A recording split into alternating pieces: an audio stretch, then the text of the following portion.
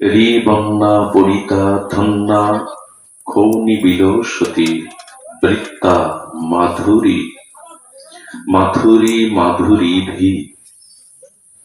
কলিপাবন অবতার শ্রী শ্রীকৃষ্ণ চৈতন্য মহাপ্রভু পরম প্রেমময় প্রেম পরতত্ত্ব সীমা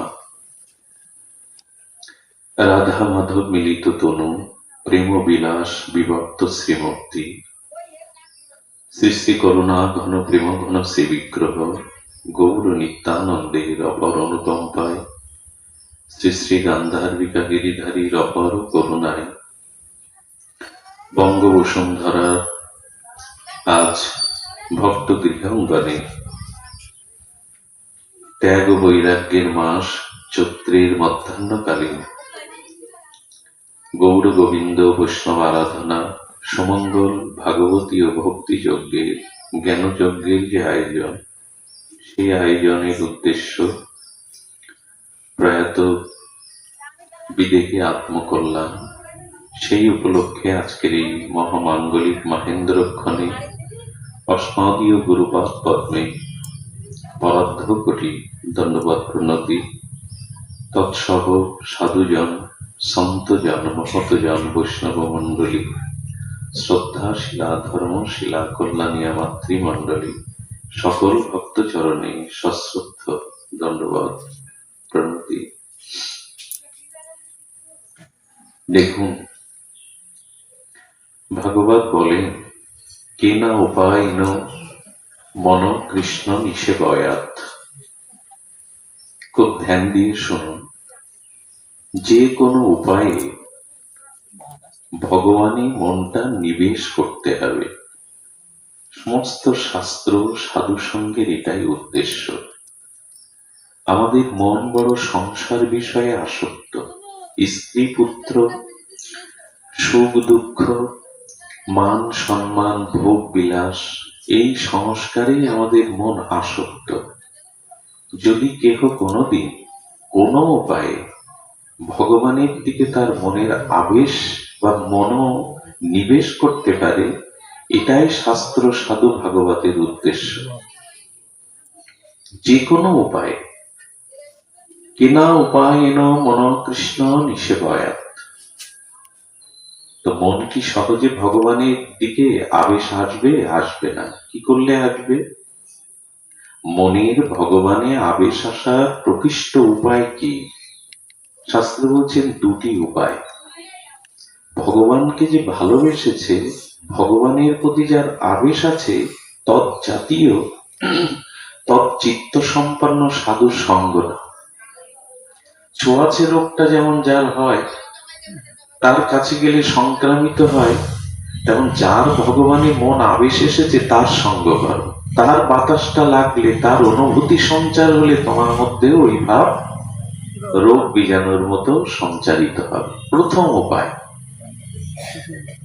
যেমন এখানে সাধুরা এসছে, এখানে আপনি বসেছেন, এটাও তো জগতের একটি পরিমণ্ডল। অন্যখানের বাতাস এখানের বাতাস একইভাবে বইছে।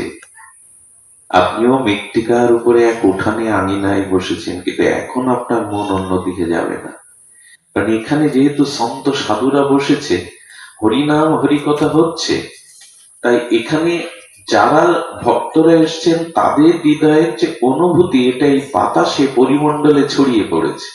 আপনি এর মধ্যে আসলেন তো আপনার মন সদ্ভাবনায় ভাবিত হলো। উনি উঠবেন কি অসুস্থ? উঠে আসেন। তো কি বলছেন? সাধু সঙ্গ। আচ্ছা, সাধু সঙ্গ করেও কি মন ভগবানে আবেশ আসে? ধ্যান দিন, আসে না কেন?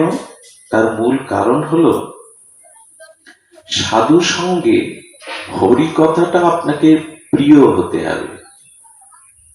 হরি কথা, হরির নাম রূপ লীলা যদি প্রিয় হয়, মানে অত্যন্ত আপনার ভালো লাগার বিষয়বস্তু হয়, সাধু সঙ্গ অনেকে করলে এসে অনেকক্ষণ ঘুমালো, এখানে জিমালো, অলসতা এলো, শ্রদ্ধা নাই, হচ্ছে হচ্ছে এলাম, তাতে তার মনের আবেশ আসবে না।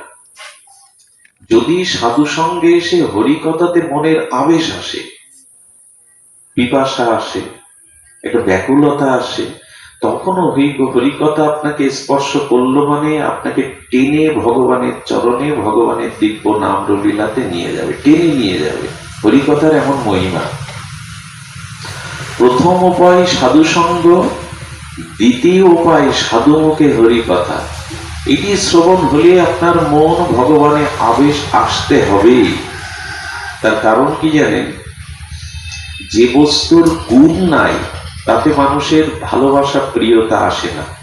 আবার যে বস্তুতে প্রিয়তা আছে সেখানে গুণ না থাকলেও ভালোবাসা আসে। আবার বলি, ধ্যান দিয়ে শুনুন, কোন বস্তুর মধ্যে যদি গুণ থাকে, সেই গুণের কারণে আপনার মন সেখানে আবেশ আসে। আবার যদি কোনো বস্তু আপনার প্রিয় না হয়, কোন বস্তু যদি আপনার মনের সংবেদ্য প্রিয়তা না হয়, তো তার হাজার গুণ থাকলেও মন সেখানে যাবে না। যে বস্তুর প্রতি প্রিয়তা আসে সেখানে আপনার মন আসবে। যাকে খুব ভালোবাসেন তার কথা জোর করে মনে করা লাগে কি? তার কথা মন এমনি ভাবতে থাকে। আর যেখানে প্রিয়তা নেই, যে বস্তুর প্রতি ভালোবাসা, প্রিয়তা, অনুরাগ নেই, সে বস্তুর মধ্যে কোনোদিন গুণ আপনি দেখতে পাবেন না। এই জন্য যে যারে ভালোবাসে তার মধ্যেই সে গুণ খুঁজে পায়, যে যাকে ভালো না বাসে তার মধ্যে কোনো গুণ সে দেখতে পায় না। তো ভগবানের কথা শ্রবণ করলে কি হয়? ভগবানের অসমাদ্য মাধুর্য, লীলা বা গুণ শুনে তার প্রতি একটা প্রিয়তা এসে যায়। ভগবান এত প্রেমিক, এত সুন্দর, এত মনোহর, এত কৃপালু। তো যখন ভগবানের গুণ শুনছেন, লীলা শুনছেন, তার মহিমা শুনছেন, তখন ভগবানের প্রতি প্রিয়তা আসবে। আর যখনই কারো প্রতি প্রিয়তা আসবে তখন মনকে জোর করতে হবে না, সেই প্রিয়তা ধর্মে মন ভগবানের দিকে আসক্তিতে যাবে। কেউ কারো প্রিয় না হলে তার কথা সে মনে করে না। আর কারো মধ্যে গুণ না দেখলে কেউ কারো প্রিয় হতে পারে না। প্রিয় বস্তুর প্রতি আসক্তি আছে, যে প্রিয় না তার প্রতি কোনোদিন আসক্তি আসে না। ধ্যান দিন, বাড়িতে কুকুটি পোষে অনেকে। কুকুটি মানে মরম মুরগি। কি করে? একটু তার জন্য ঘর তৈরি করে, মুরগির ঘর, ফুটকুড়ো দিয়ে কত ডাকে, আয় আয় বলে যত্ন করে। কেন? কেন তা আপনারাই জানেন। বড় হলে জামাই আসবে, খেতে দিতে হবে, ডিম পাবো। তো এই করতে করতে একদিন শিয়াল এসে দুটো সাবার করে দিল রাত্রে। সকালে তার পাখনা গুলো ছড়ানো, এই দেখলে আপনার একটু খারাপ লাগবে না? আচ্ছা, আপনি ঘরে গিয়ে দেখলেন 3-4টে ইঁদুর খেয়ে ফেলেছে, মেরে ফেলেছে বিড়াল। ইঁদুরের জন্য মমতা আসবে যতটা মরগের জন্য আসবে? দুটোই তো প্রাণী, দুটোই তো প্রাণী। একটার জন্য আপনার একটু খারাপ লাগছে, আর ইঁদুর মরা দেখে, ইঁদুর খাওয়া দেখে ভালো লাগছে। কারণ কি? কারণ কুকুটির ওপরে জীব গোস্বামী বলেছেন কথাটি, অসাধারণ দার্শনিক প্রভাব জীব গোস্বামী। যে বস্তুর প্রতি আপনার একটু প্রিয়তা আছে তাকে হারানোর জন্য খারাপ লাগবে। ফুটকুড়ো দিয়ে একটু লালন পালন করেছে, ভালোবাসা জন্মে গেছে। কিন্তু ইঁদুরের প্রতি তো কারণ আপনার ভালোবাসা বা মমতা, সে গেল থাকলো তাতে আর আপনার কি? ওতে বরঞ্চ আনন্দ হয়। তো ভগবানের কথায় আপনার প্রিয়তা আসবে। প্রিয়তা এলেই মনের অনুরাগ স্বাভাবিক যাবে। একটা দৃষ্টান্ত দেই, এখানে সে কথাটি রাধারানী বলছেন, হে কৃষ্ণ, তোমার লীলারস গন্ধে বিস্তারী বনসমূহ দ্বারা ব্যক্ত মথুরা মন্ডলীয় মাধুরী দ্বারা পরিবৃত, এবং এই জন্য সকলে মুগ্ধ হয়। মাধুর্য দ্বারা বৃন্দাবন পরিবেষ্টিত। মাধুর্যের দ্বারা শ্রীধাম বৃন্দাবন পরিবেষ্টিত। চলুন আমরা একটু লীলা কথাতে যাই, যাতে মনের আবেশ, প্রিয়তা ভগবানে আসে। ওই যে বললাম, যে কোনো উপায়ে, সংসার ফাঁকি দিয়ে হোক, প্রিয়জনের অপ্রিয় হয়ে হোক, সংসারে আয় উন্নতি যশ খ্যাতি না হোক, যে কোনো উপায়ে ভগবানে মনটা দিন, তাহলে ঠকতে হবে না, অভিশাপ পেতে হবে না। সংসার অনেক জন্মই ফাঁকি দিয়েছেন, সংসার অনেক জন্মই করেছেন, সার কিছু পাননি, পাওয়া যায় না। জলকে মুষ্টিবদ্ধ করে ধরে রাখা যায় না, সংসারও ধরে রাখা যায় না। কিন্তু যা ধরলে আর ছাড়াছাড়ি হয় না, সেই ভগবানকেই ধরুন। সংসার অনেক জন্ম ধরেছি, ধরে রাখতে পারি। জল লাগলে ধরবেন কি করে? মুঠো করে। সংসার ধরে রাখা যায় না, কারোরই থাকবে না। এই জন্য ভগবানে আবেশ আসতে গেলে বলছি লীলা কথাতে সাধু মুখে মন দিতে হবে। সেটা আজকেই হতে পারে আপনার জীবনে, আমার জীবনে, যদি মনোযোগ দিয়ে লীলা শ্রবণ করি। চলুন, শ্রীধাম বৃন্দাবনের 3টি বিগ্রহ বড় জগতে বিখ্যাত, গোবিন্দ, গোপীনাথ, মদন মোহন। নামগুলো শুনে থাকবেন, গোবিন্দ, গোপীনাথ, মদন মোহন। কিন্তু দুঃখের বিষয়, বৃন্দাবনে এই 3টি বিগ্রহ এখন নাই। যেগুলো দেখেন মদন মোহন, গোপীনাথ, গোবিন্দ, এগুলো পরে তৈরি করা। মূল যে প্রকাশ হয়েছিল, যে বিগ্রহ কেউ সৃষ্টি করেনি, ভগবান আপন মাধুর্য মহিমায় প্রকট হয়েছিলেন নিজে নিজে, সেই গোবিন্দজি আছে জয়পুরে। আমার ভাগ্য হয়েছিল যাওয়ার। আপনি বিশ্বাস করবেন না, 15-20 হাজার লোক, পুরো শহরটা জয়পুর মন্দিরের আদলে তৈরি করা। রাজা মানসিংহকে ভগবান আদেশ দিয়েছিলেন নিয়ে যেতে। সে সময় দিল্লির ক্ষমতায় যারা ছিল মোগল, তারা এই বিগ্রহগুলিকে ধ্বংসের জন্য মেতে উঠেছিল। গোবিন্দ নিজেই আদেশ দিয়েছিলেন। তো জয়পুরে আমার ভাগ্য হয়েছিল সন্ধ্যাকালীন আরতিতে। আমি কি বলবো, 20 হাজার লোক, পুরো শহর থমকে গেছে। এবং গোবিন্দজিকে দেখে কেউ হাততালি দিচ্ছে, কেউ ইশারা করছে, কেউ গান শোনাচ্ছে, কেউ করতালি দিচ্ছে, যেন সাক্ষাৎ ভগবান, সাক্ষাৎই তো গোবিন্দজি। আর তাদের সে আবেশ দেখে আমি বলছি এই তো বিগ্রহ দেখা। কেউ আপন মনে কথা বলে চলেছে, কেউ হাততালি দিচ্ছে, কেউ গান গাচ্ছে, কেউ কিছু দেখাচ্ছে গোবিন্দজিকে। পুরো শহরটাই 20 হাজার লোক একাট্টা হয়ে গেছে। পারলে একবার যাবেন জয়পুরে। গোপীনাথকে দেখে আর নয়ন ফেরানো যায় না। কিন্তু গোবিন্দ, গোপীনাথ, গোবিন্দজি, গোপীনাথজি জয়পুরে আছেন। আরেকটু দূরে করলিতে আছেন মদন মোহন, সনাতন গোস্বামী সেবিত বিগ্রহ, করলিতে। সেখানে আজও ভাগ্য হয়নি যাওয়ার। কিন্তু মদন মোহন বৃন্দাবনের সনাতন গোস্বামীর সেবিত বিগ্রহ। সেই মদন মোহন মন্দিরের ঝাড়ুদার ছিলেন একজন মুসলিম। খুব ধ্যান দিয়ে শুনতে হবে। সেই মুসলিমের নাম কালু খা। কি নাম বললাম? কালে খা বলে ওরা, কালে খা। ভক্তমাল চরিত্রে দেখে নেবেন, একটু চোখ বুলিয়ে নেবেন। তো কালে খা মন্দিরের বাহিরটা ঝাড়ু দিত। মন্দিরের বাহিরটা যখন ঝাড়ু দিত, আচ্ছা, ঝাড়ু দিতে দিতে দিতে যখন সব বৈষ্ণবরা এসে আরতি কীর্তন করে ভগবানের দিব্য আরতি দর্শন করত, মাঝে মাঝে চোখ পড়ে যেত কালেখার, মাঝে মাঝে চোখ পড়ে যেত। দিব্য আরতির সময় ভগবানকে দেখতে হয়। আমি কোন কোন পাঠে বলেছি 10,000 গাভী দান করলে যে পুণ্য হয়, ভগবানের দিব্য আরতির সময় ভগবানের মুখের মাধুর্য দেখলে তার থেকে বেশি পুণ্য হয়। এই জন্য মন্দিরে আরতির সময় আগে থেকে শঙ্করধ্বনি, ঘণ্টাধ্বনি করে কেন? এখানে কেউ এসো না, এখানে সামনে কেউ এসো না, করে কেন জানে? করে এই জন্য, এই যে শঙ্করধ্বনি, ঘণ্টাধ্বনি, কাশধ্বনি করে তোমরা এসো। 10,000 গাভী দান করলে জানা হবে, ভগবানের দিব্য আরতি দর্শন করলে তাই হবে। তো কালেখা মাঝে মাঝে মদন মোহনের দিকে দৃষ্টি পড়ে যেত। মদন মোহনের দিকে দৃষ্টি পড়তে, এবং সাক্ষাৎ বিগ্রহ তো। কালেখা মুসলিম হলেও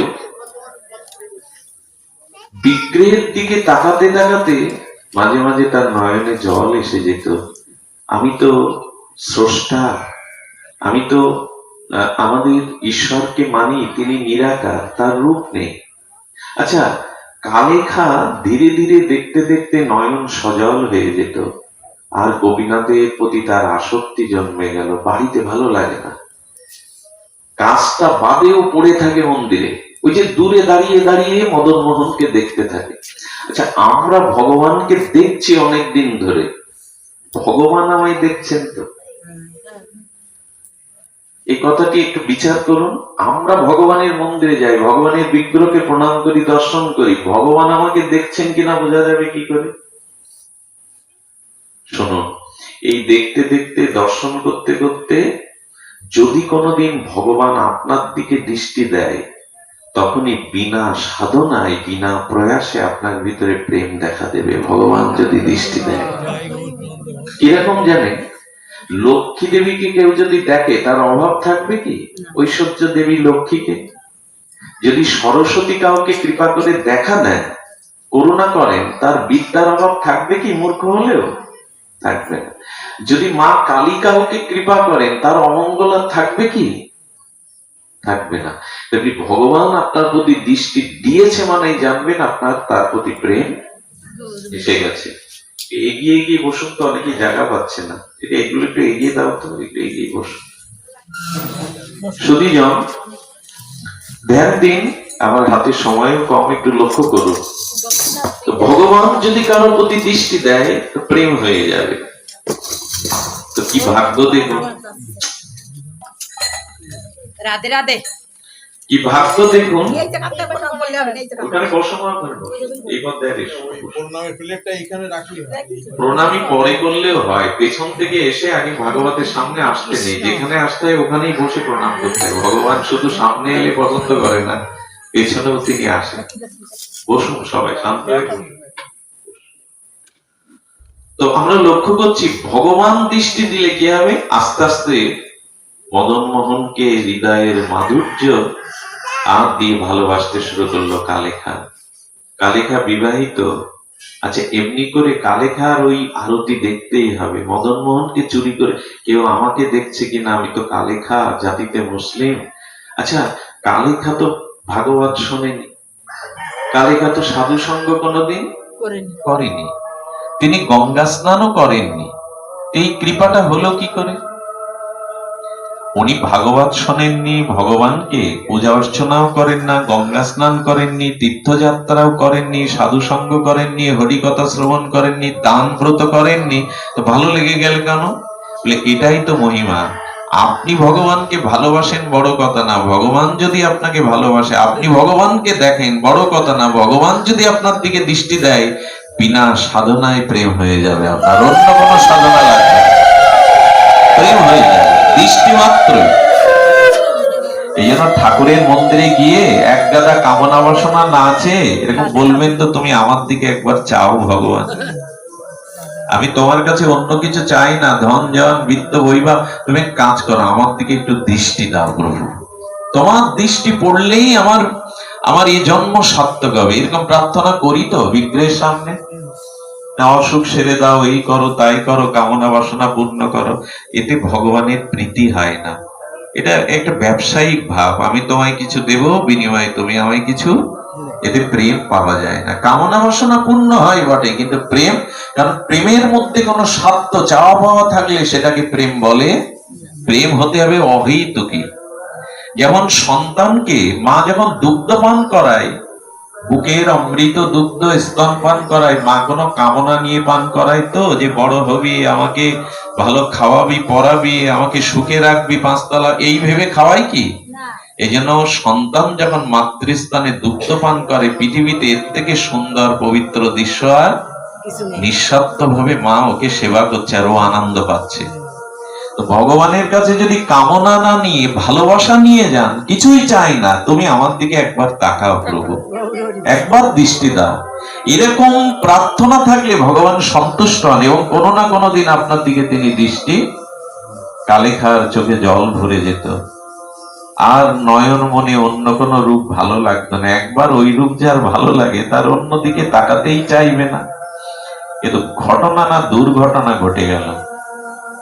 দুর্ঘটনা, তার জীবনে সন্তান দেননি ঈশ্বর, তো সবাই গালি দেয়, স্ত্রীও বাড়ি গেলে গালি দেয়, রাত দিন মন্দিরে পড়ে থাকো, তোমার আল্লাহ তাআলাকে তুমি ডাকো না, কোরআন পড়ো না, তুমি কিছু করো না, হিন্দুদের মন্দিরে দেবতাকেই দেখো, এই জন্য আমার সন্তান দেয়নি আমার স্রষ্টা। হ্যাঁ, তুমি তোমার বাদশাকে ভালো না বেশে লোকের বাদশাকে ভালোবাসো, এই কুটুক্তি করতো। আর গ্রামের মানুষ তাকে গালা, সন্তান হবে কি করে? আরে ও বেটা তো মদন মোহনকেই ভালোবাসে। হ্যাঁ, আমাদের আল্লাহ তাআলার নাম গুণাগুণ করে না, কিছুই করে না। কালেখা মাঝে মাঝে শুয়ে পড়ে কাঁদে আর বলে, আমি জানি না স্রষ্টা কে কেমন, কিন্তু তোমাকে দেখে মনে হয় তুমি আমার সব। একদিন মন্দিরে দাঁড়িয়ে আরতির সময় বলছেন মদন মোহন, আমি সন্তান চাই না, কিন্তু স্ত্রী আর ওদের তোমাকে নিয়ে যখন গালাগালি করে, তোমাকে যখন দোষ দেয়, তখন আমার খুব ব্যথা লাগে। তোমাকে যাতে কেউ কিছু না বলে, একটা সন্তান দাও না ওকে। দেখুন তার অভিলাষ কি।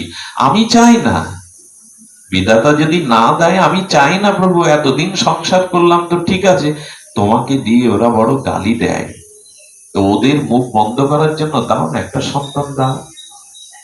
মদন মোহনের কৃপা হলো, তার দিকে চেয়েছে তো মদন মোহন, কাকে তিনি প্রেম দেন এটা তো তারই ইচ্ছা। পুত্র সন্তান জন্ম হলো, তখন থেকে মুখ বন্ধ হয়ে গেল, আর কেউ মদন মোহনের কাজের জন্য কেউ কিছু বলে না। বলি এটাই শান্তি, তোমাকে কেউ না কিছু, যে যাকে ভালোবাসে তার সম্পর্কে কোনো ধারণা কেউ যদি বিপরীত ধারণা দেয়, সে নিতে পারে না। ভালোবাসার এটাই ধর্ম। তো কি করেছেন, এই করতে করতে ভালোই দিন কাটছিল। কালেখার ধীরে ধীরে মন্দিরের মদন মোহনের প্রতি তার ভালোবাসা আরো গাঢ় হচ্ছিল, কারণ টানছেন তো তিনি, সর্বাকর্ষক ভগবান তাকে টানছেন।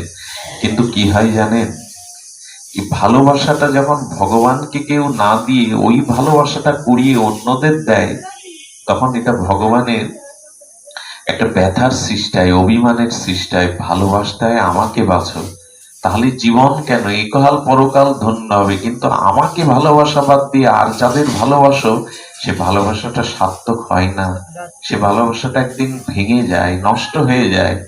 তো এই জন্য ভগবানের ভালো লাগতো না যে ওর পুত্র হওয়ার পরে পুত্রের প্রতি ভালোবাসাটা পুরোপুরি চলে গেছে।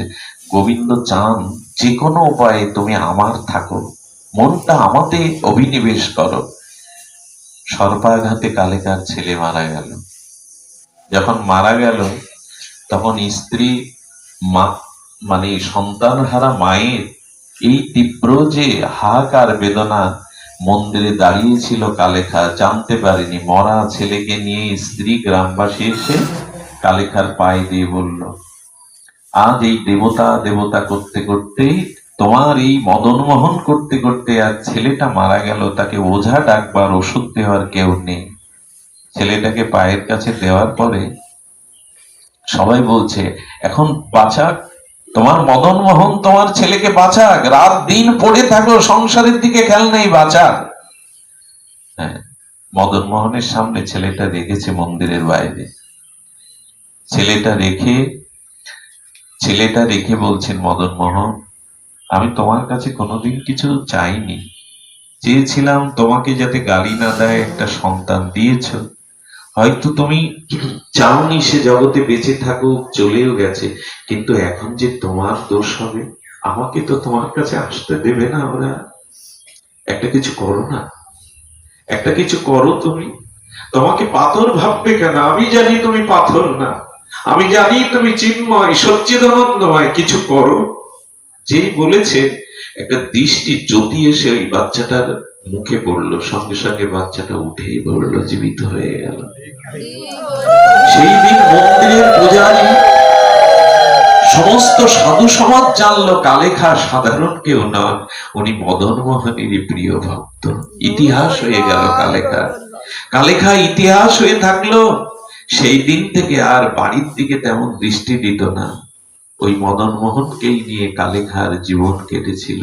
আমি বলি কি, যে কোনো উপায়ে যদি ভগবানের প্রতি ভালোবাসা চায় আপনার, তাহলে জানবেন জীবনটার একটা গতি হলো। কত কাল সংসার করেছি, কত স্ত্রী পুত্র জন্ম জন্মে পেয়েছি, সার্থক হতে পারিনি, জীবন সার্থক হয়নি। এই জন্য বললেন, মনটা নিবেশ করো, কেনা উপায় ন মন কৃষ্ণ নিষেবয়। তবে ভগবানের অসমত্ব মাধুর্য, এই লীলা শুনলে আপনার মন ভগবানে যাবেই যাবে। শুনুন তাহলে আরেকটি লীলা। শ্রীধাম বৃন্দাবনে এমন একটি ধাম, ওখানে পড়ে থাকলেই ভক্তি, কারণ ওখানে নাসিকা দিয়ে যে বাতাসটা আসে, ওই বাতাসটা হলো বাকি বিহারী রাধা রমণের, রাধা মদন মোহনের, মুরারি মোহনের এবং এবং রাধা রমণের চরণের বাতাসটা বৃন্দাবনে বইছে, সাধুর গায়ের বাতাসটা বইছে। নাসিকা দিয়ে বাতাস ভেতরে গেলেই হলো, ওই বাতাস আপনার চিত্ত আক্রান্ত করবে। আর যে ধুলা না বৃন্দাবনে, ওই ধুলাতে একবার যদি দেহে ওই ধুলা মাখেন, কোনো না কোনো ভাবে রাধারানীর প্রতি আপনার মনের আবেল আসবেই। ওখানে গেলেই চোখের সামনে রাধারানীকে, গোবিন্দ বিগ্রহকে দেখবেন, জিভে প্রসাদ দিবেন, তাও তো গোবিন্দের রাধারানীর প্রসাদ। আমি বলি কি, ভজন সাধন নাই থাকুক, বৃন্দাবনে পড়ে থাকাটাই ভক্তি, ওইখানে পড়ে থাকাটাই ভক্তি। যদি বলেন কতজনকে তো দেখলাম, হলো না তো, তোমরা যা বলো তা তো দেখি না, হবে আজ না হয় দুদিন পরে হবেই হবে। বৃন্দাবন কাউকে বঞ্চিত করেনি, বৈকুণ্ঠ গরীয়সী বৃন্দাবন কাউকে বঞ্চনা করেনি। ওইখানে যারা একবার পড়ে আছে তাদের কোনো না কোনো কৃপা কোনো না কোনো দিন হবেই। ওটা রাধারানীর প্রেমভূমি। তো বৃন্দাবনে শ্রী গোবিন্দ তখন প্রকট লীলা করছেন। খুব এই লীলাটি বড় আমার আস্বাদনীয় লীলা। তো গোবিন্দ যখন সখাদের নিয়ে বসে আছেন, গোবিন্দের সখাদের নামগুলো বড় অদ্ভুত। তংসুকা, ধনসুকা, মনসুকা, শ্রীধামা, মধুমঙ্গল, এদের নিয়ে গোবিন্দ যমুনা পুলিনে একটু আলো করে বসে আছেন। কথা প্রসঙ্গে হঠাৎ শ্রীধামা উঠেছে। শ্রীধামা যখন উঠেছে বলছে, কানাই আমি চললাম। কোথায় যাচ্ছিস? বললেন শ্বশুর বাড়ি। গোবিন্দ তখন 3.5 বছর বয়স। তো সখাদের সাথে বসে খেয়ে শ্রীদামা বলেছে শ্বশুর বাড়ি যাচ্ছি, গোবিন্দ উঠে বলেছেন আমি যাব শ্বশুর বাড়ি। তুই শ্বশুর বাড়ি কি করতে যাবি? আমার শ্বশুর বাড়ি। ভগবানকে ওরা তুই বলে, সখা তো। তো বলছেন আচ্ছা শ্বশুর বাড়ি মানে কি মথুরার মতো কোন গ্রাম? কৃষ্ণ বোঝে না শ্বশুর বাড়ি কাকে বলে। লীলাতে তো উনি ভগবান নাম, তখন উনি তখন ঐশ্বর্য ভুলে গিয়ে মাধুর্যের লীলা করছেন যেমন শিশুরা করে। এটাই তো ভগবানের বৈশিষ্ট্য, মাধুর্য লীলা। বললেন শ্বশুর বাড়ি মানে বুঝিস না কানাই? বললেন না, শ্বশুর বাড়ি মানে কোন গ্রাম। বলে গ্রাম না। বলে তোকে কি করে বুঝায়? বলে দেখ, বাবাদের বাড়ি থাকে বাবার বাড়ি, আর যেখানে মা থাকে ওটা মার বাড়ি, আর বিয়ে করার পরে বইয়ের যে বাড়ি ওকে বলে শ্বশুর বাড়ি। গোবিন্দ তখন বললেন তাহলে আমি শ্বশুর বাড়ি যাবো। বলে শ্বশুর বাড়ি যেতে গেলে বেটা বিয়ে করতে হয়। বলে আমি বিয়ে করব, আজই করব, শ্বশুর বাড়ি আমাকে যেতেই হবে। গোবিন্দের মাথায় ঢুকে গেছে লীলাময় বিগ্রহ তো যেতেই হবে। বলে শোন, তোর বিয়ে দেবে মা যশোদা, নন্দ বাবা, আমার কাছে বলছিস কেন? আর বিয়ে কি বললেই হয়? সীতামা বলছেন আমি চললাম, আমাকে জ্বালাতন করিস না। বলে দেখ, তো আমাকে না নিয়ে যাস, আমি শ্বশুর বাড়ি যাবই, তবে শ্বশুর বাড়ি কাকে আনতে যাচ্ছিস? বলে ওই যে বইয়ের বাড়িকেই, স্ত্রীর বাড়িকেই শ্বশুর বাড়ি বলে, তো তাকে আনতে যাচ্ছি। বলে আনতে যাচ্ছিস ভালো কথা, শ্বশুর বাড়ি নিলি না ভালো কথা, বউকে কিন্তু এনে আগে আমাকে দেখাবি। গোবিন্দের বউ দেখার স্বাদ হয়েছে। লীলাময় লীলায় মেতে আছেন, মাধুর্য সূক্ষ্ম লীলায়, কিন্তু গোবিন্দের মাথায় ঢুকে গেছে শ্বশুর বাড়ি যেতেই হবে। মা পূজা করছিল যশোদা মা, তার কুলদেবতা নারায়ণের কোলে গিয়ে বলছে মা আমার বিয়ে দাও। ছোট্ট বাচ্চা, যশোদার আনন্দ ধরে না। বলে বিয়ে তো দেবই কানাই তোকে, লালা তোকে তো বিয়েই দেবে, কিন্তু এখন কি কেউ মেয়ে দেয়? এখন কি বিয়ে করার সময়? বলে না, আজই বিয়ে দিতে হবে, কারণ শ্রীদামা শ্বশুর বাড়ি গেছে, আমিও শ্বশুর বাড়ি যাবো। মা যশোদা একটু রস করে বলছেন যে কেমন বউ চাই গোপাল তোর? গোবিন্দ তখন চোখ বন্ধ করে বলছেন আকর্ণ বিস্তৃত নয়ন, আর চরণটা এমন হবে, মুখমন্ডলটা যেন শতচন্দ্রের কিরণ জ্যোতি। রাধারানীকে ভেবে ভেবেই বলছে, ওই রকম মুখ, ওই রকম চোখ, ওই রকম বর্ণনা দিচ্ছে। মারও ভালো লাগছে। তো বলছি শোন গোপাল, ভালো করে শোন, এখনো আমি তোকে সকালবেলা ঘুম থেকে উত্থান করিয়ে স্নান করিয়ে দিই, পোশাক পরিয়ে দিই, চূড়াকরণ করিয়ে দিই, তোকে হাতে করে খাওয়াই, তোকে ঘুমাই। তো যে ছোট থাকে না, ছোটকে বিয়ে করতে নেই, বড় হবি তারপরে বিয়ে। এখন এই শিশুকালে বিয়ের নিয়ম না। তখন বলছেন মা আচ্ছা বড় হওয়া যায় কি করে? বলে আমি তোর খাওয়াই দাওয়াই স্নান করাই, যেদিন তুই সব নিজে নিজে করতে পারবি সেই দিন বড়। বলে কাল থেকে আর তোমার করতে হবে না, আমি করবো, মানে আমি বড় হয়ে গেছি। কাল থেকে তোমাকে আমার ঘুম থেকে তুলতে হবে না, সাজিয়ে দিতে হবে না, আমি সব নিজে থেকে করবো। বলে পাগল। আচ্ছা শোন, বিয়ের জন্য যখন তোর মতলব হয়েছে, তোর পিতা ঠাকুর আসুক, মহারাজা আসুক, আমি নন্দ বাবাকে বলবো, মহারাজকে বলবো তোর বিয়ে। বলো মা ঠিক বলছো তো? বলে হ্যাঁ। গোপাল আবার দৌড়ে গেছে সুদামা বউ নিয়ে আসছে কিনা। বউ দেখার নেশা গোবিন্দের মাথায় ফিরে বসেছে। খুব মার্মিক লীলা, লীলাটি হৃদয় জুড়িয়ে যায়। আমার তো মনে মনে সবসময় এই লীলা ভাবলে মনটা আবেশ আসবেই, গোবিন্দের লীলা কথাতে মন আপনার হাসবেই, আনন্দে উদ্দোলিত তরঙ্গ বইবেই।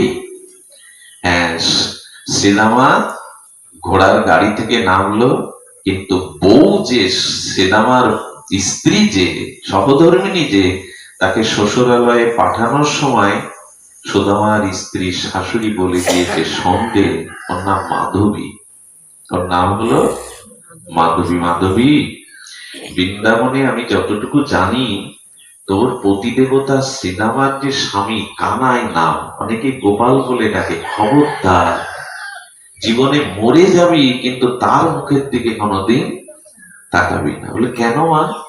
বলে ওর মুখের দিকে যারা একবার তাকায় তাদের আর সংসার থাকে না, তাদের সংসার সব উলট পালট হয়ে যায়। কতজনের সংসার ভাঙলো।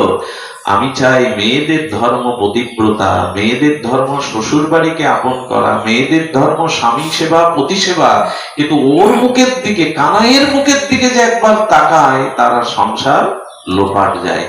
সব করবি কিন্তু ঘুমটা দিয়ে থাকবি যেন কানাইয়ের দিকে দৃষ্টি না যায়। আমার কি মনে হয় জানে, সংসারে যাকে সব থেকে বেশি দেখবার কথা আমরা তাকে দেখি না, যাদের দেখলে মন জোড়ায় না, যাদের দেখলে আত্মার কল্যাণ হয় না, তাদের দিকেই সারা জীবন চেয়ে থাকে। এতজনের মুখ তো দেখলাম, দেখে হলোটা কি? যার বদন পানে তাকালে, হ্যাঁ, যার দিকে তাকালে, যার দিকে চাইলে তিনি আমার করে নেন। সংসারের কামনা বাসনা জ্বালা এগুলো জন্ম মৃত্যুর পরপরে যাওয়া যায়, তার দিকে তাকাই না আমরা। যাদের দিকে তাকালে নয়ন দূষিত হয়, মনে শান্তি আসে না, তাই দেখে গেলাম সারা জীবন। এই জন্য রবীন্দ্রনাথ বললেন, একটু ভেতরে তাকাও, আমার হিয়ার মাঝে লুকিয়েছিলে, দেখতে তোমায় পাইনি। আমি বাহির পানে চোখ মেলেছি, হৃদয় পানে তোমার দিকে তাকানো হলো না প্রভু। তুমি আপন, তুমি চিরদিনের আমার, কিন্তু তোমার দিকে তো দৃষ্টি গেল না। এই জন্য শ্রীদামার শাশুড়ি যা বলে দিয়েছেন সেটা বড় মার্মিক কথা, বড় বড় বেদনা শূন্যতার কথা। কৃষ্ণের দিকে তাকাবি না। কৃষ্ণ দৌড়ে গেছে, দৌড়ে গিয়ে বলছে, শ্রীদামা তোর বইয়ের মুখ দেখা। এই তুমি ঘুমটাটা খোলো, এরকম ঘুমটা দিয়ে আছো কেন? আমি ওর বন্ধু, আমি শ্রীদামার বন্ধু, আমাকে মুখটা দেখতে দাও। ঘোমটাটা আরো নিচে নামিয়ে এটে ধরে বলছেন, ওকে, তোমার বন্ধুকে বলো আমি ওর মুখ দেখবো না।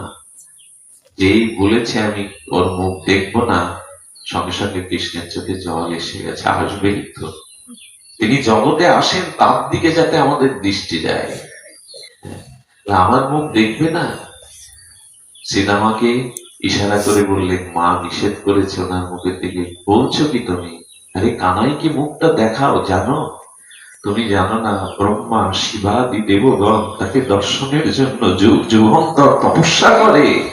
তুমি কাকে সামনে দেখছো এখনো জানো না? ঋষি মুনি সাধনা তপস্যা করে যুগ যুগান্তর তাকে পায় না। আরে তুমি ঘুমটা খুলে আগে দেখো কৃষ্ণকে। মা নিষেধ করেছে। কেন নিষেধ করেছে ওটা বলছে না, সংসার লোপাট যাবে। হ্যাঁ, কৃষ্ণ তখন চোখে জল এসে গেছে। শ্রীদামা, তোর বউ আমার মুখ দেখবে না, তবে শোন, একদিনও ধুলাই পড়ে ছটপট করবে আমাকে দেখবার জন্য, তবুও দেখতে পাবে না। একদিনও কাঁদবে, ধুলাই ছটপট করবে আমাকে দেখার জন্য, কিন্তু ও দেখতে পাবে না। আমি বললাম, কৃষ্ণ এক বুক অভিমান নিয়ে ব্যথা নিয়ে চলে গেল। শ্রীদামার চোখে জল। কি করলে তুমি? জানো সামনে কে দাঁড়িয়ে? তুমি জানো পাখিগুলো, সুখসারীগুলো গোবিন্দের দিকে তাকিয়েই তারা রাধারানীর গান শোনায়। গাভীগুলো গোবিন্দের দিকে তাকিয়ে থাকে। বৃক্ষগুলো গোবিন্দের চরণ পাবে বলে বৃন্দাবনের বৃক্ষের শাখাগুলো আকাশের দিকে না নিচের দিকে। এখনো পৃথিবীতে বিচিত্র হলো, বৃন্দাবনের কোন বৃক্ষ ঊর্ধ্বমুখী না, সব ডালপালাগুলো নিচের দিকে তার চরণ পাবে বলে। তুমি তাকে মুখ দেখালে না। গোবিন্দ বড় ব্যথা পেয়েছে, কষ্ট পেয়েছে। মাকে এসে বলছেন, মা, মাধবী আমাকে মুখ দেখালো না, আমি কষ্ট পেয়েছি। ওকেও বলে এসছি আমাকে দেখবার জন্য কে কষ্ট পেতে হবে। পরের দিন প্রভাত হলো, মাধবী ঘরের কাজে যখন বাইরে এলো, তখন শ্রীদামার মা বলছেন শ্রীদামাকে, শ্রীদামা কিছু খাওয়ার আগে, মুখে জল দেওয়ার আগে কৃষ্ণের মুখটা দেখে আয়। মাধবী তখন বলছে, বা মা যার মুখ দেখতে নিষেধ করলো সকালে উঠেই তো তার কথা, স্বামীকে বলছেন কিছু মুখে দেওয়ার আগে আগে কানাইয়ের মুখটা। আহা, কি ভালোবাসে তারা।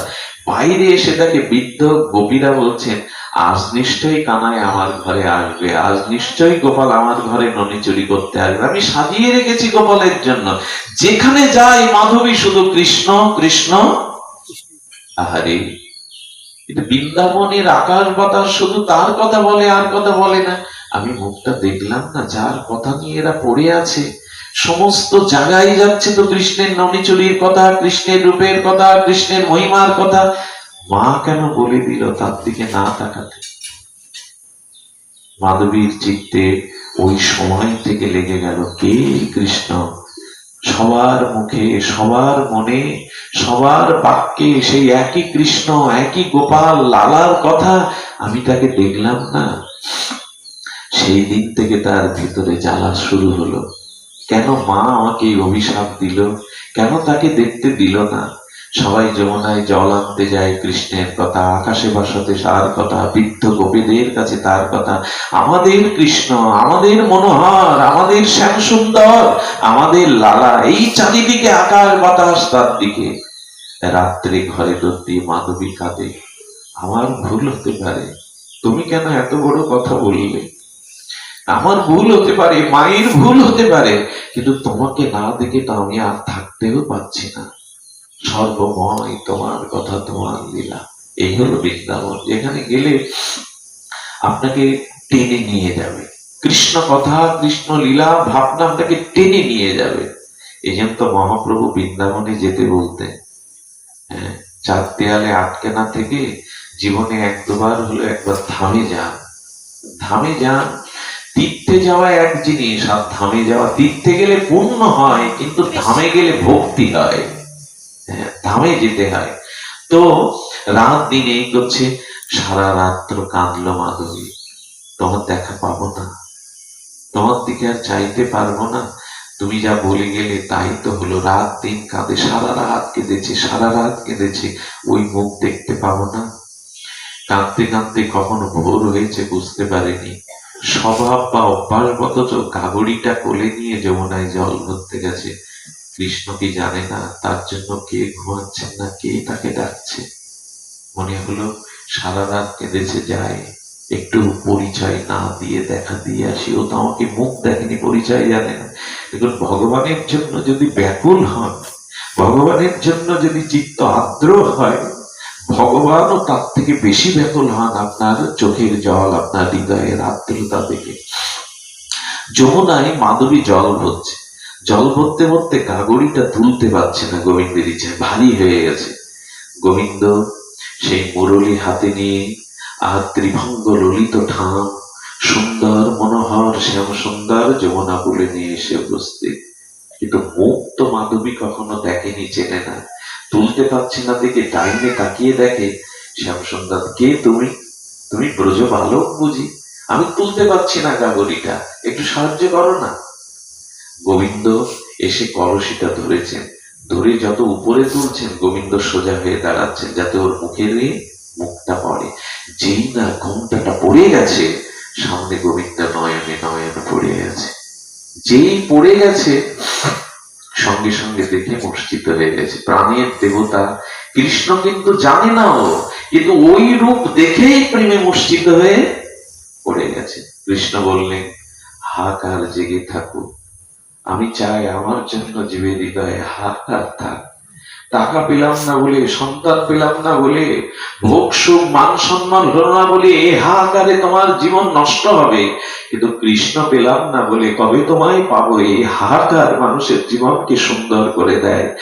পিপাসা থাক, হাহাকার থাক। ওই মাটিতেই পড়ে রয়েছে মাধবী। সখীরা যখন জল নিতে এসেছে সময় মতো যমুনায়, বলে আরে মাধবী পড়ে আছে, আজকেও আগে একা কেন এলো? কেন যে এলো কেউ জানে না। মাধবীর মুখে জল ছিটিয়ে দেওয়ার সাথে সাথে যখন চেতনা ফিরেছে, বললেন, আমি কাকে দেখলাম বলতে পারিস? এরকম নয়ন, এরকম বদন, এমন অঙ্গের সুগন্ধ আমি কখনো পাইনি। মাধবী, তাহলে কাজ হয়েছে, তুই কৃষ্ণকেই দেখেছিস, তাহলে যে রূপের বর্ণনা দিচ্ছি এটা অন্য কারো না। বলল, আমি জানি না কে বললো আমি ব্রজবালক, কিন্তু ওই রূপ নয়নে যে আঁকিয়ে নিল প্রেমের রং তুলিতে, আর ওই রূপ না দেখে তার ঘরের কাজে মন বসছে না। একদিক দিয়ে বলছে, মা তো ঠিকই বলেছিল, ওই নয়নে যে নয়ন দেয় তার সংসার লোপাট যায়, আর তার ভালো লাগে না কিছু। রাত দিন শুধু আবার কবে দেখবো, আবার কবে দেখবো। ইন্দ্রের বজ্রপথে যেদিন গিরিরাজ ধারণ করেছিলেন, ওই দিন বৃন্দাবনবাসী সকলেই একত্রিত হওয়ার সুযোগ পেয়েছিল। যেই এক হয়েছে, মাধবীকে বলছেন, মাধবী, সখীরা বলছেন, মাধবী তুই যাকে দেখেছিলি আজকে দেখতে বাধা নেই, তিনি গিরিরাজ ধারণ করে গিরিধারী হয়ে দাঁড়িয়ে আছেন, চল আমাদের সাথে চল, তাকে দেখবি। যেই সামনে গেছে, কৃষ্ণ বলেছিলেন না একদিন ছটফট করতে হবে, কাঁদতে হবে, তবু তুই দেখতে পাবি না। আর সেই দশা, সবাই দেখছে, মাধবী দেখতে পাচ্ছে না। সখীদের জড়িয়ে ধরে বললেন, তোরা যে মুরলীধারীকে দেখছিস, তোরা কি শ্যামসুন্দরকে দেখছিস, আমার তো দৃষ্টি আছে, আমি সবাইকে দেখতে পাচ্ছিস, তাকে দেখতে পাচ্ছি না কেন? ললিতা গিয়ে তখন কৃষ্ণকে বলছে, হ্যাঁ, ও বড় কাঁদছে, ও বড় ব্যাকুল হয়েছে, একবার ধার দেখা, একবার একটু অপরাধ করেছে, ও জানে না, তোমার মুখের দিকে চাইতে নিষেধ করেছে ওর মা, ও জানে না। বলে, আরো কাঁদুক, আরো আরো যন্ত্রণায় কাতর হোক, আমাকে মুখ দেখালো না। হ্যাঁ, ললিতা বিশাখার অনুরোধে গোবিন্দ বললেন, তবে একবার এক ঝলকও দেখতে পাবে তোমাদের কথায়। গিরিধারীর দিকে যেই তাকালেন, এক ঝলক দেখতে পেয়ে আবার মূর্ছা। যখন চেতনা ফিরল, তখন চরণে কেঁদে কেঁদে বললেন, তোমার মুখ না দেখলে বাঁচবো না শ্যাম, তুমি কৃপা করে বলো, বলো আমি কি করলে তোমার মুখ দেখতে পাবো। বললেন, এই যুগে এই লীলাতে আমার মুখ আর দেখতে পাবে না, আসছে কলি যুগে তুমি আমাকে দেখতে পাবে, সেদিন আমি তোমাকে আমার করে নেব। একটা যুগের অপেক্ষা করো, হাহাকার করো, ব্যথা জাগিয়ে রাখো। এই মাধবীকে জানেন? এই মাধবী কলিযুগে মীরাবাই। এই মাধবী মীরাবাই, ইনি এসেছিলেন ইনি রাজস্থানে এসেছিলেন। রাজস্থানের ব্রাহ্মণ পরিবারে মেওরা গ্রামে এই মীরার জন্ম, এই মাধবী মীরা। গোবিন্দ বলেছিলেন, কলিতে যাবে মীরা হয়ে। মাধবী, সেদিন আমার প্রতি তোমার জন্ম থেকেই ভালোবাসা অনুরাগ থাকবে, আমি তোমাকে আমার করে নেব চিরদিনের জন্য। এই মীরাবাই এসেছিলেন মেওরা গ্রামে, রাজস্থানে।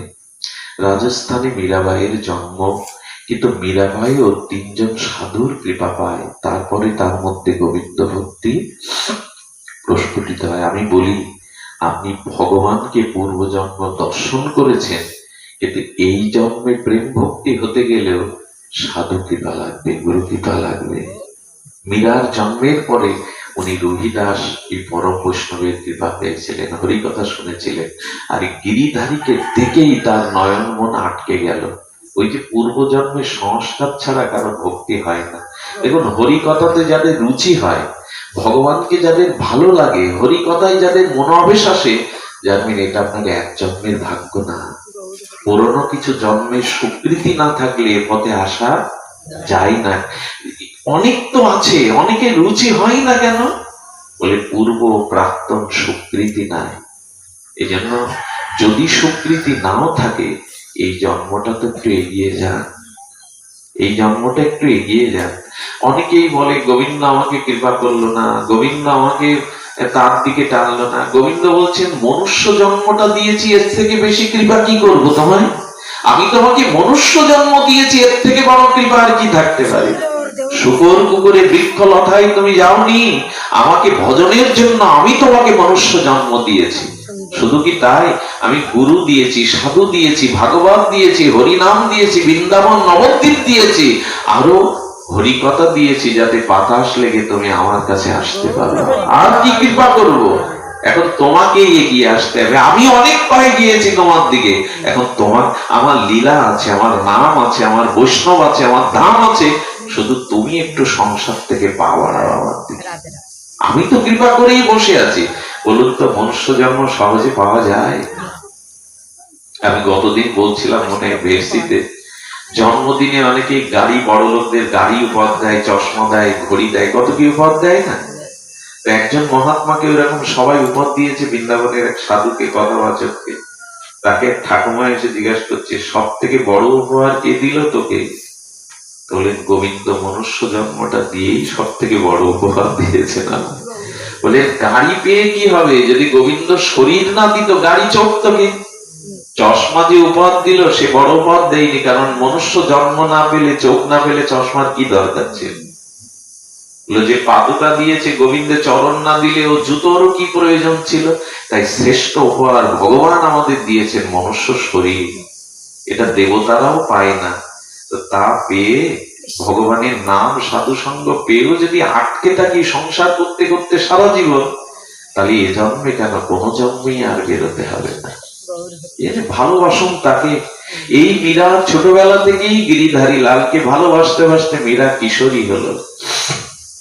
তার বান্ধবীর বিয়ে, ঘোড়ার পিঠে উঠে বর এসছে। রাজস্থানের বিয়ে বড় বাজি বাজনা হয়, হ্যাঁ, সব ঘোড়ার হাতির পিঠে উঠে। তো আস্তে আস্তে বান্ধবীর বিয়ে দেখে মধ্যরাত্রে মাকে এসে ধরেছে, মা আমার বর কই? মীরা বলছে, আমার বিয়ে কবে হবে? আরে মীরা, তোর বিয়ে হবে? আরে এত উতলা হচ্ছে কেন? আমার বান্ধবীর বর এসছে, কি সুন্দর সেজে ঘোড়ায় করে, আমার বর কবে আসবে? মা, মা জ্বালাতন সহ্য না করতে পেরে মন্দিরে গিরিধারীকে দেখিয়ে বলছে, নেই তোর বর। যেই বলেছে এই বোধ তোর বর, তখনই মীরা মন্দিরে সারা রাত কাটালো। সকালবেলা মা গিয়ে দেখে মীরা শীতেতে সিঁদুর, হাতে শাঁখা, গলায় মালা। কি করেছিস মা? মীরা, এ তুই কি করেছিস? আরে স্বামী না হলে শীতেতে সিঁদুর দিতে নেই, হাতে শাঁখা দিতে নেই। তুমি কি বোকা, ভুলে গেলে?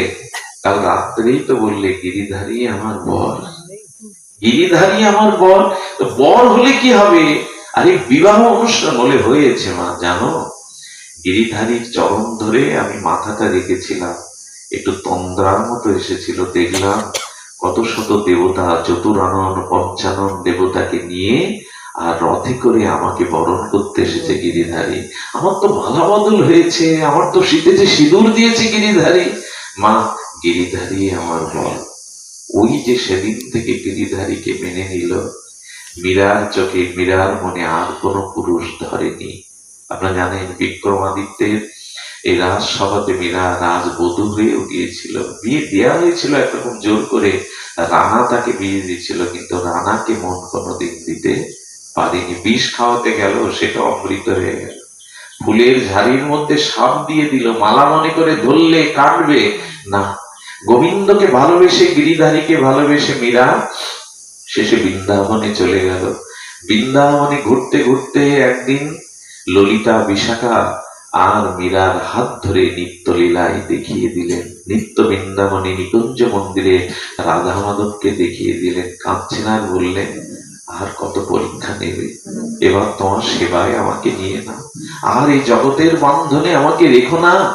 গোবিন্দ বলছেন, মীরা, আরো কিছুদিন তোমাকে কাঁদতে হবে, বিরহ সইতে হবে, কিছুদিন পর তুমি দ্বারকায় চলে যাবে। বলে, আমি বৃন্দাবন ছেড়ে দ্বারকায় যাব কেন? বললো, রুক্মিণী, সত্যভামা, আমার মহিষীগণ দ্বারকাতেই থাকে। বৃন্দাবনে তো রাধারানী গোপী থাকে, সেই দ্বারকাতেই তোমার আমার মিলন হবে। মীরা দ্বারকায় চলে গেল। একদিন দ্বারকাধীশ মন্দিরে প্রবেশ করে মীরা বলছে, আর রেখো না জগতে, আর এই জগতে রেখো না, তোমায় ছাড়া আমি এক মুহূর্ত থাকতে পারবো না। এই ব্যাকুল হলে গিরিধারী তাকে ডেকে নিয়েছিলেন। কি হয়েছিল মীরার জানেন? দেহটা গোবিন্দের বিগ্রহের সাথে লীন হয়ে গেল। মীরা চিরদিনের মতো লীন হয়ে গেল। মীরার বসনের কাপড়টা শ্রী গোবিন্দের মুখবদনে পাওয়া গিয়েছিল গিরিধারী। যদি তাকে ভালোবাসেন না, একদিন এই জগতের মোহমায়া মৃত্যু কূপ থেকে তিনি তার চরণে নিয়ে নেবেন। সেখানে জন্ম নেই, মৃত্যু নেই, সংসারের এমন জ্বালা মালা আদি নেই। আছে নিত্য নিকুঞ্জ মন্দিরে তার প্রেম সেবা, প্রেম লীলা, প্রেম আনন্দ। শুরু করেছিলাম যা দিয়ে, বিশ্রাম করি সেই কথা দিয়ে। কেনা উপায়ন মনকৃষ্ণ নিষেবয়াত, যে কোনো উপায়ে ভগবানের মনটা দিন, তাহলে বড় ক্ষতি হয়ে যাবে। ক্ষতি তো হয়েই গেছে। যাদের মন দিয়েছেন তারা কিছু দেবে না আপনাকে। দেবে না মানে স্বার্থ ছাড়া এ সংসার কেউ কিছু কাউকে দেয় না। এখানে নিঃস্বার্থ ভালোবাসা নেই। তুমি আমার স্বার্থ দেখবে তো আমি দেখব। তুমি সুখ আমায় দেবে বলেই আমার কাছ থেকে সুখ পাবে। যেদিন তুমি সুখ দিতে পারবে না সেদিন তোমারও আমার আর প্রয়োজন। এই হলো চুক্তিবদ্ধ জগৎ। তাই এই ভালোবাসাটা একটু নিগড়ে, কাপড়ের মধ্যে জল প্রবেশ করলে যেমন নিগড়াতে হয়, জলটা কাপড়টা আলাদা হয়ে যায়। যাদের যাদের ভালোবাসা দিয়েছেন ওর থেকে একটু নিগড়ে কিছুটা ভালোবাসা রাধারানীকে দিয়ে দেয়, ভগবানকে দিয়ে দেয়। এতে জীবন ধন্য হবে, এতে জীবনের পরিপূর্ণতা আসবে। তো যাই হোক, প্রয়াত সন্তোষ দেবনাথ মহাশয়, তিনি কোনো না কোনো সূত্রে আমার নিজজনই ছিলেন, আত্মীয়জনই ছিলেন। এই মানুষটা ভাগবতকে খুব ভালোবাসতেন। আমি 20 বছর আগে একবার, প্রথমে তারও আগে, যেদিন সাগর মহারাজ এসেছিলেন, শ্রীপাদ পদ্ম এখানে সাক্ষাৎ হয়েছিল, অনেকদিন আগের কথা। আমি 9 বছর বয়স থেকেই পাঠে চলি বহু জায়গায়, কিন্তু মনে হয় 20-25 বছর আগে এই আঙিনাতেই সৌভাগ্য হয়েছিল সেই মহাত্মাকে হরিকথা শোনাবার। উনি হরিকথা খুব ভালোবাসতেন। এই ভালোবাসার মানুষটি আজও অলক্ষ থেকে হরিকথাই শুনছেন।